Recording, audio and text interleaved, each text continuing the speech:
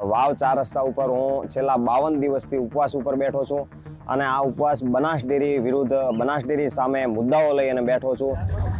નમસ્કાર, હું રમેશ રાજપૂત અસારાનો વતની છું। વાવ થરાદ જિલ્લામાંથી વાવ 4 રસ્તા ઉપર હું છેલ્લા 52 દિવસથી ઉપવાસ ઉપર બેઠો છું અને આ ઉપવાસ બનાસ ડેરી વિરુદ્ધ બનાસ ડેરી સામે મુદ્દાઓ લઈને બેઠો છું, જેમાં કૌભાંડના મેં આક્ષેપો કર્યા છે બનાસ ડેરી વિરુદ્ધ અને વિવિધ મુદ્દાઓમાં, જેમાં બનાસ ડેરીમાં જે નોકરીમાં ભરતી પાડવામાં આવે છે એ ભરતી લોકોને ખબર જ નથી હોતી અને પાડવામાં આવે છે। એમાં પશુપાલકોના, સાચા પશુપાલકોના દીકરાઓને લેવામાં આવે નોકરીમાં અને એસટી એસીને પણ એક સીટનું વર્ચસ્વ હોવું જોઈએ એવો લે અને બનાસ ડેરીમાં જે સભાસદો બનાવવા, સભાસદ છે એ એમના મળતિયા દ્વારા લેવામાં આવે છે સભાસદમાં, તો બનાસ ડેરીના તમામ પશુપાલકોને સભાસદ બનાવવામાં આવે એવી મારી માંગ છે। અને આ 52 દિવસથી હું ઉપવાસમાં અડગતાથી બેઠો છું અને જ્યાં સુધી મારી આ માંગો પૂરી કરવામાં નહીં આવે ત્યાં સુધી ઉપવાસ યથાવત રહેશે।